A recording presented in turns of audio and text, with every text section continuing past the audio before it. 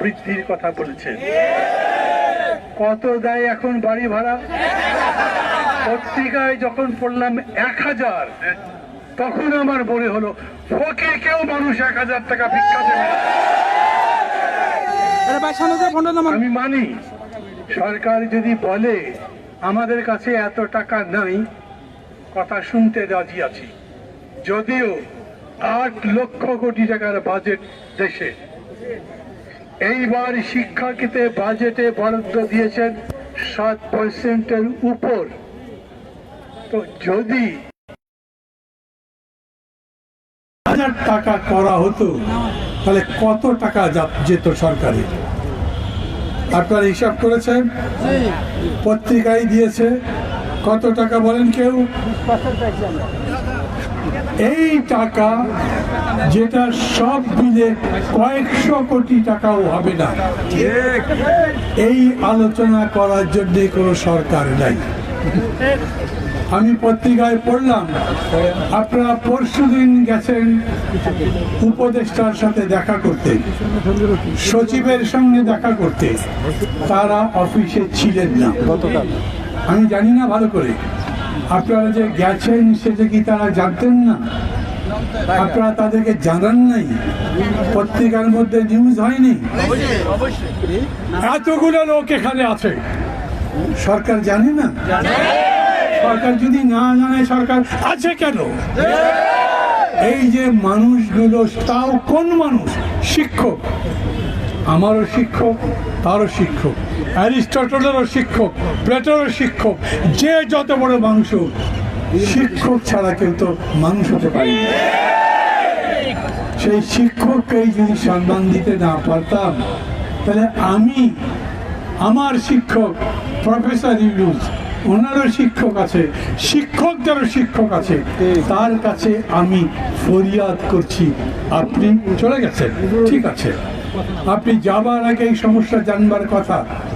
আপনি যাবার আগে আপনার উপদেষ্টা পরিষদে যারা আছে তাদেরকে বলিবার কথা।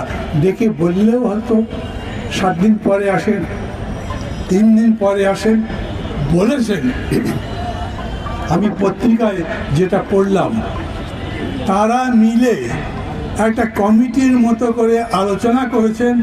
আলোচনায় বলেছেন তাদেরকে কি কি বিষয়ে সহযোগিতা দেওয়া যেতে পারে। বাড়ি ভাড়ার কথা স্পষ্ট করে বলে নাই, কিন্তু বাড়ি ভাড়ার ব্যাপারেও তাদের কোনো কথা আছে, আমি পত্রিকায় পড়ে দেখলাম। আমি প্রথম জানতে চাই, একটা নতুন দেশ গড়তে চাচ্ছি আমরা। এত মানুষ রক্ত দিয়েছে, তারপরেও অপমানিত হবার জন্য নয়। শিক্ষক কেন, সাধারণ মানুষকে রাস্তার মধ্যে কুকুরের মতো পেটাবেন, এই রকম দেশ চাই না। ওই দেশ থাকতে পারবে না। দেশ আমরা বদলাবো বলেই লড়াই করছি। এখনো যে লড়াই করি সেটা আমরা বারবার বলেছি, এক দলের বদলে আর একটা দলকে ক্ষমতায় বসাবার লড়াই নয়, এক মানুষকে বদলে আর একটা মানুষকে বদলাবার লড়াই নয়। আমরা সমগ্র মানুষ, 20 কোটি মানুষের ভাগ্য বদলাবার লড়াই। তা যদি হয় তাহলে সবার আগে তো শিক্ষার কথা থাকবার কথা। শিক্ষা বলেন, তারপরে স্বাস্থ্য বলেন, তারপর পুরো দেশের স্বাস্থ্যের কথা বলেন, যাতে আমরা ভালোভাবে চলতে পারি সেই রকম করে ব্যবস্থা করা হোক। আমার কাছে এটাও খুব কষ্ট, গতকাল পুলিশ গিয়ে বলছে 5 মিনিটের মধ্যে বা 10 মিনিটের মধ্যে এই এলাকা ছেড়ে শহীদ মিনারে চলে যান। পুলিশ বলতে পারে এখানে রাস্তা বন্ধ হয়ে যায়, আপনারা আগে কি অনুমতি নিয়েছেন, কিংবা তাদের আইন শৃঙ্খলার কোনো প্রশ্ন থাকতে পারে, সেই জন্যে তারা 5 মিনিটের জায়গায় যদি এতগুলো হাজার হাজার শিক্ষক 5 মিনিটের জায়গায় 50 মিনিট সময় নিয়ে যায়। বাংলাদেশ তৈরি হতে কত সময় বেশি লেগেছে? আমাদের মন্ত্রী সাহেবরা প্রতিদিন কে কতক্ষণ লেট করে অফিসে আসে, সেই হিসাব তো চাই নাই। তাহলে এরা 5 মিনিট সময়ের মধ্যে সরতে পারলো না বলে শিক্ষকদের উপরে লাঠি পেটা করা, আর যাই হোক মানুষের কাছ তো হতে পারে।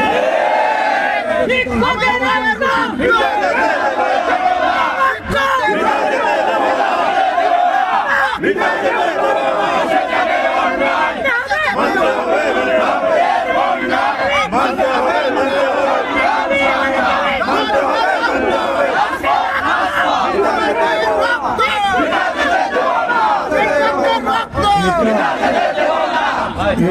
এই জাতির জন্য একটা কলঙ্ক। এই যে আপনারা আজকে সারাদিন এই রোদের মধ্যে এই শহীদ মিনারে আছে, গতকাল দুপুর থেকে এইখানে অবস্থান করছেন, আমার শিক্ষক কেন শহীদ মিনারে ধর্ণা দিতে থাকবে? তারা তাদের শিক্ষায় করে থাকবার কথা। এখন এই শিক্ষক বিক্ষুব্ধ হয়ে যদি তাদের শিক্ষা প্রতিষ্ঠানগুলো বন্ধ করে দেন, তাহলে তো তাদের দোষ দিতে পারে না। তাহলে তো তাদের দোষ দিতে পারবেন না। প্রতিবাদ করবার জন্য শিক্ষকের আছে কি? রাজনৈতিক দলগুলো হরতাল ডাকে, রাজনৈতিক দলগুলো বিক্ষোভ মিছিল দেয়, রাজনৈতিক দল আরো অনেক কাজকর্ম করে। শিক্ষকরা প্রধানত শিক্ষা দেয়, শিক্ষকরা প্রধানত মানুষকে মানুষ গড়বার জন্য কাজ করে। তারা রাস্তার মধ্যে বিক্ষোভ যদি করে, তাহলে সারা দেশ চলবে কিরকম করে? কেন গতকাল দুপুর থেকে আজকে এই বিকেল 4:30-5টা পর্যন্ত কোন সরকারি প্রতিনিধি তাদের সঙ্গে কথা বলবার জন্য আসলো না? কেন এখন পর্যন্ত কেউ এসে এখানে প্রতিনিধিদের সঙ্গে কথা বলল না? আমি সেটা জানতে চাই। আমার কাছে বিষয়টার বিবেচনা খুবই স্পষ্ট। 3000 টাকায় ঢাকা কেন, একেবারে গ্রাম এলাকাতেও একটা আপনারা তো চাইছেন কি না জানেন?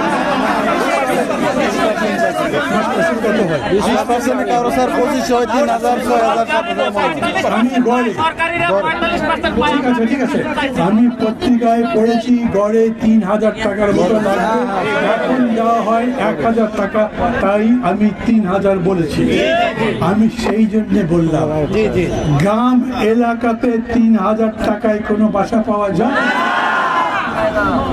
এখন সরকার যদি বলেন আমাদের কাছে টাকা নাই, ভাববো কি করা যায়, ভাববো। শিক্ষকরা যদি শহীদ মিনারে রাত কাটাতে পারেন, তাহলে গ্রাম এলাকাতেও 1000 টাকায় যে বাসা পাওয়া যায়, খড়ের ঘর, তার মধ্যেও থাকতে পারবেন।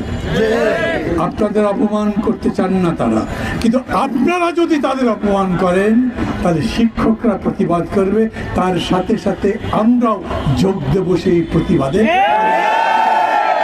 কারণ আমরা শিক্ষকদের সম্মান প্রতিষ্ঠা করতে চাই, আমরা দেশের সম্মান বাড়াতে চাই, আমরা সেই রকম একটা দেশ গড়তে চাই যেখানে অন্ন, বস্ত্র, শিক্ষা, চিকিৎসা, বাসস্থানের জন্য অন্তত দাবি করা যাবে, তার জন্য লাঠি পেটা হতে হবে না।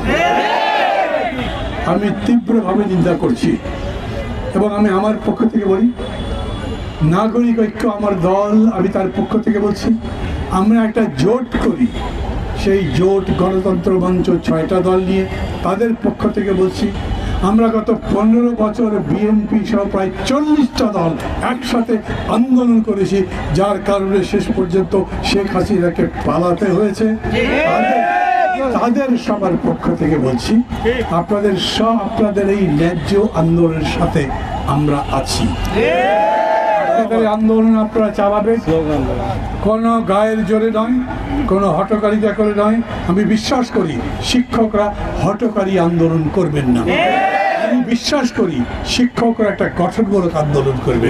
আমি বিশ্বাস করি এমনকি আন্দোলন রচনার ক্ষেত্রে শিক্ষকরা নতুন করে এমনকি রাজনীতিবিদদের পর্যন্ত শিক্ষা দেবেন এবং রাজনীতিবিদরা আপনাদের সঙ্গে থাকবে। মান্না ভাইয়ের আগমন, মান্না ভাইয়ের আগমন, জোটের পক্ষ থেকে লাল গোলাপ শুভেচ্ছা। আমাদের দাবি, আমাদের দাবি 20% বাড়ি ভাড়া, 50 টাকা মেডিকেল ভাতা, মান্না ভাইয়ের আগমন। একটা ব্যাপারে বলে আমি আমার কথা শেষ করব। এই যে এখন স্লোগান দিলেন না, মেডিকেল ভাতা কত পার্সেন্ট? আমি আপনাদের বলি 500 টাকা করে আপনাদের মেডিকেল ভাতা দিলে রাষ্ট্রের কত টাকা যাবে? 55,000 টাকা লাগছে, 55 কোটি। এখন স্যার 500 টাকা। আপনারা এই মুহূর্তে হিসাব করে হয়তো বলতে পারছেন না, কিন্তু আমি আপনাদের কথা কেবল বলছিলাম। এই দেশে প্রায় 6 কোটি হতদরিদ্র মানুষ, যাদের কোনো ইনকাম নাই। সরকার কি করে? যার কোনো সহায় নাই, যার কোনো সম্বল নাই, তার সহায় হয় না। হলে সরকার কেন সহায় হতে কতখানি পারে সেটা তার সক্ষমতা দেখবো আমি। ও যদি পারে 10 টাকা দিয়ে সাহায্য করতে, তাহলে 10 টাকা দেবে। হয়তো তার দরকার, মানুষের দরকার 20 টাকা, সরকার 10 টাকা দিলেও বলবো তবে তো দিয়েছে, আস্তে আস্তে বাড়ান। কিন্তু যদি নাই দেয় তাহলে কি বলবো? 6 কোটি মানুষ অসুখ হলে ডাক্তারের কাছে যেতে পারে না, তাহলে ওই দেশ দিয়ে আমার কি লাভ? 6 কোটি মানুষ ডাক্তার প্রেসক্রিপশন লিখলে ওষুধ কিনতে পারে না, তাহলে ওই দেশ দিয়ে আমার কি লাভ? আমরা আমাদের দলের পক্ষ থেকে হিসাব করে দেখলাম, একেবারে হতদরিদ্র মানুষ যারা ডাক্তারের ফি দিতে পারবে না, যারা অসুখে হলে ওষুধ কিনতে পারবে না, তাদেরকে যদি সরকার বলে আমরা তোমাদেরকে বিনা পয়সায় চিকিৎসার ব্যবস্থা করব, অর্থাৎ তিনি যাবেন ডাক্তারের কাছে, ডাক্তার তাকে দেখবে এবং একটা টোকেন রাখবে, এরকম যতগুলো টোকেন হবে সরকারের কাছে জমা দিয়ে ডাক্তার তার ফি পাবে। ওষুধ কেনার তার কাছে টাকা নাই, উনি মেডিকেলে যাবেন, কোনো ডিসপেন্সারিতে যাবেন, ওই প্রেসক্রিপশন দেবেন, ওষুধের দোকান তাকে ওষুধ দেবে, ওই প্রেসক্রিপশন দিয়ে ওষুধের দোকান সরকারের কাছ থেকে টাকা নেবে। 6 কোটি মানুষকে এই সেবা দিতে রাষ্ট্রের লাগবে 50,000 কোটি টাকা। আচ্ছা, যদি 1 লক্ষ কোটি টাকাই লাগে, 2 লক্ষ কোটি টাকা 15 বছর ধরে দেশ থেকে পাচার হয়ে গেছে। ওদের ধরতে পারবেন না, ঠেকাতে পারবেন না। এই সরকার চেষ্টা করছে বিদেশে থেকে সেই টাকাগুলো ফিরে আনতে। আমি যদি বলি টাকা যদি ফিরে আনেন, এই টাকা জমা করেন এই সমস্ত হতদরিদ্র মানুষের চিকিৎসার জন্য, আর আমাদের মানুষ গড়ার কারিগর এই শিক্ষকদের মেডিকেল ভাতা দেওয়ার ব্যবস্থা করে দেন। কোনো অন্যায় কথা বললাম? রাষ্ট্র মানে কি, দেশ মানে কি? আমি এমন দেশ চাই ফুলের বাগানের মতো হবে, কেমন ফুল ফুটে থাকবে আমি তা বলছি না, কিন্তু একটা দেশ যেখানে প্রাণ ভরে শ্বাস নিতে পারবে, যেখানে রাত 12টার সময় আমার বাবু বেড়াতে যেতে পারবেন, হাইটে যেতে পারবেন পথের মধ্যে। যদি অসুস্থ হয় 12টার সময় একটা অ্যাম্বুলেন্স কল করলে সাথে সাথে অ্যাম্বুলেন্স পাওয়া যাবে। এমন দেশ যেইখানে থেকে সুখ পাবো, ভালো লাগবে, আমার দেশ, আমি ভালোবাসি, সেই দেশের জন্য আমি কিছু করতে চাই। সেই দেশ গড়তে চাইলে এইরকম ব্যবস্থা তো করতে হবে। বড় লোকদের ব্যাংকে লোন দিচ্ছেন লক্ষ কোটি টাকা, ওই বেটার টাকা মেরে বিদেশ পাচার করে কোনো ব্যবস্থা করতে পারেন না। অথচ গরিব মানুষ যখন বলবে আমার মেডিকেল ভাতা দাও, আমার বেকার ভাতা দাও, তখন মেম্বার সাহেব আসবে টাকা চুরি করা যায় কেমনে, তখন এমপি সাহেব আসবেন ওর মধ্যে মাল কামাই করা যায় কেমনে, ভেঙে দিতে চাই, সব কিছু বদলে দিতে চাই। সেই জন্য আমাদের লড়াই তো সেই জন্যই, এত বছর ধরে লড়ছি কেন, এখন লড়ি কেন? আজও